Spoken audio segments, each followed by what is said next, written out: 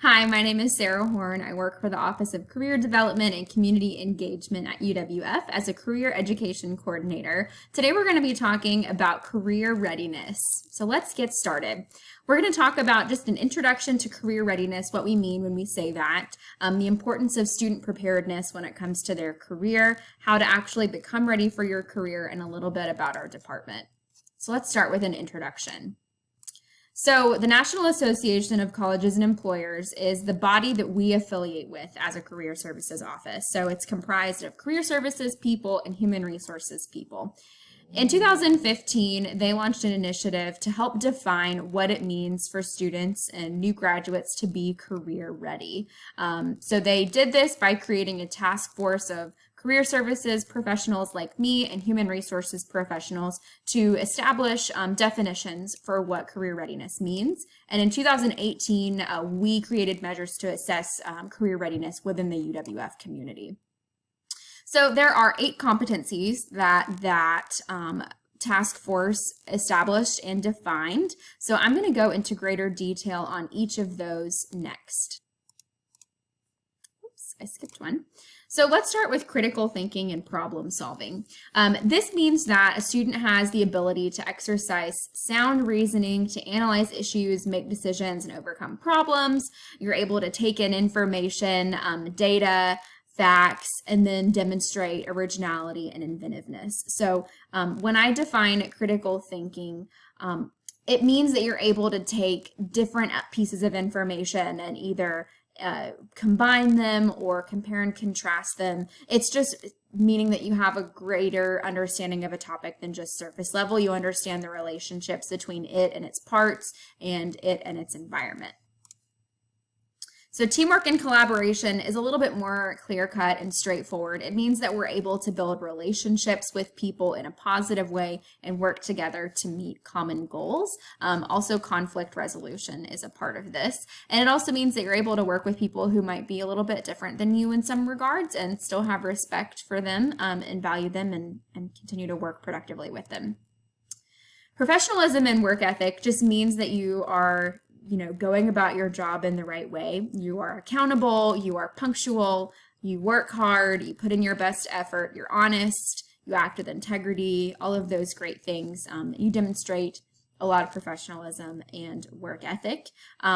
You also act with responsibility. You treat people with respect. There's a lot that goes into professionalism and work ethic. Oral and written communication is also pretty clear-cut. It's just the ability to communicate thoughts and ideas clearly, both in writing and when speaking verbally. You can also demonstrate public speaking skills. That's an element of communication, and sometimes business communication is a part of this as well. Leadership means that you have the ability to leverage other people's strengths and skill sets and also use interpersonal skills and motivational skills to help people work to complete tasks and projects. Also able to use emotions in a beneficial way and also manage your own emotions, use empathy, and then also help plan, prioritize, and delegate work. Digital technology is also pretty easy to describe. It's just using the technologies that are available in your industry to help accomplish tasks and solve problems. So a few examples of those, if you have a skill set in Excel or even some type of GIS software, depending on your industry, that can be very, very valuable. Career management just means that you have an idea of where your career is going to take you and you know what it takes to get there. Maybe that's just the very next step that you have to take, or maybe that's 10 years down the road. But career management means knowing where you want to go, knowing how to get there, and having the confidence in yourself to get there.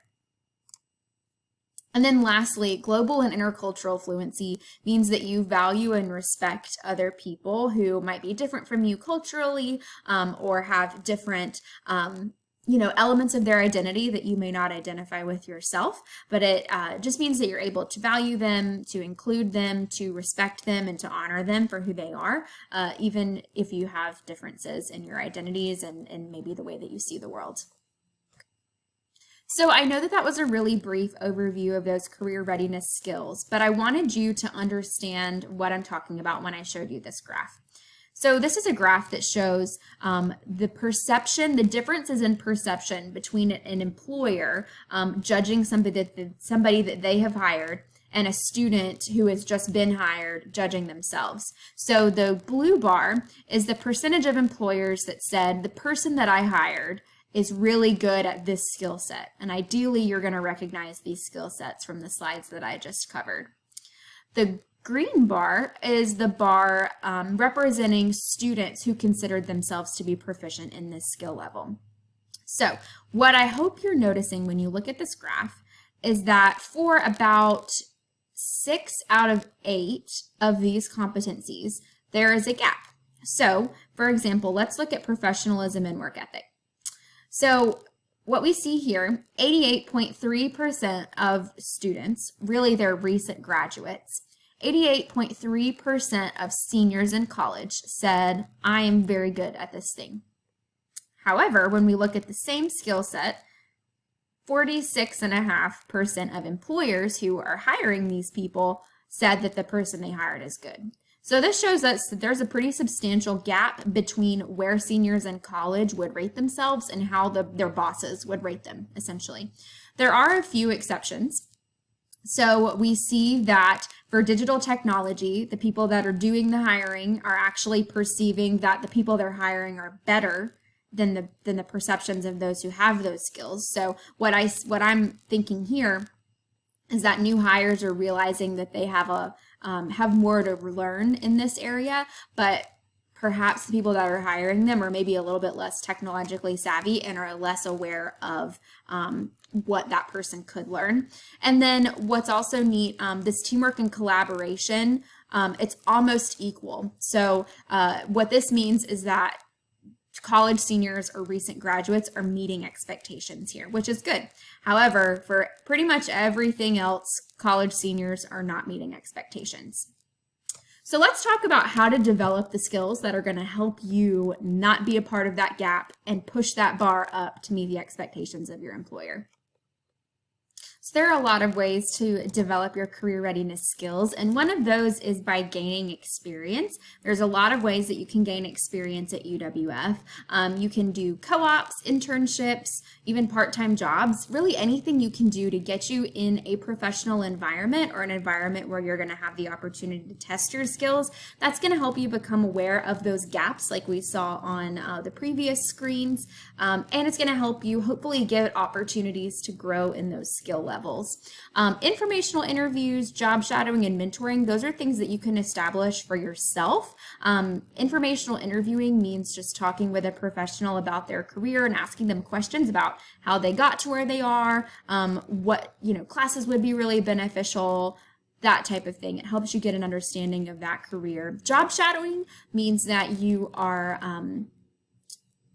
accompanying a professional on their day-to-day life at work, and mentoring is having kind of an ongoing relationship with a professional where they help you kind of take your next steps, help you weigh your opportunities and things like that. Co-ops are always paid, always for credit, a great opportunity to get some professional work experience. Internships typically last 1 semester and they are sometimes paid, sometimes for credit. Part-time jobs are also usually paid. If you have any questions about any of these different types of experiences, please reach out to the Office of Career Development and Community Engagement. We would love to help. Another way to develop these skills is to just get involved on campus. So joining an organization or volunteering or, even perhaps going to your professor's office hours. I think the more that you engage in your college experience and just try new things and try your hand at something that you've never done before, you're going to naturally learn about those strengths and weaknesses and get more opportunities to grow and close those gaps. It's also really critical that you're able to communicate your career readiness when it comes to employment. So let's talk a little bit more about that. It's really important to know how to translate your soft skills, which are most of the skills that we talked about this earlier are soft skills. You need to know how to translate those in resumes, cover letters, anything that you're doing to communicate with employers. You have to help them understand how what you were doing in your part-time job or internship experience or as a student leader, how that actually is going to translate to their organization. So if you have any questions about doing that, I would really recommend reaching out to our department. Here are some examples though.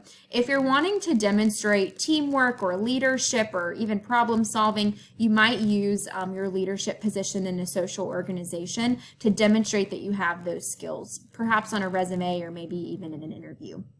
If you're wanting to communicate digital technology or written communication, you're probably going to have those skills to do really well on a research paper. So you can use a research paper as an example of a time that you demonstrated these skill sets.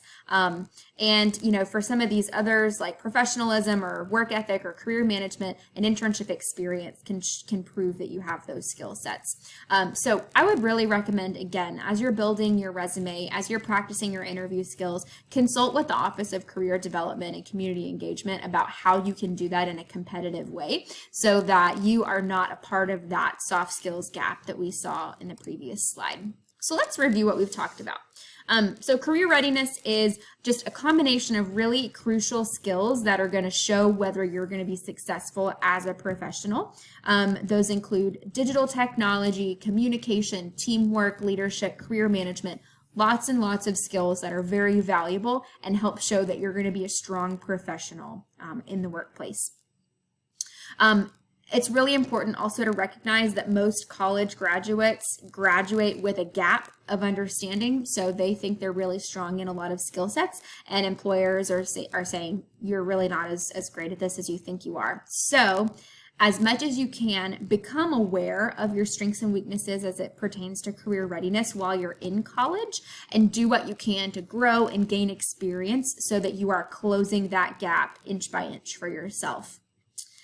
Next, don't forget how important it is to be able to communicate your competency in the job search, and let us help you in the Office of Career Development and Community Engagement. If you have any questions about appointments, you can email us or visit Handshake, which is a wonderful resource that has part-time jobs, and it also has an appointment scheduling mechanism.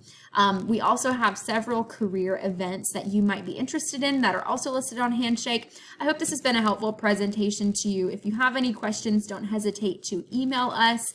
We hope you have a wonderful day, and thank you so much for your attention and time.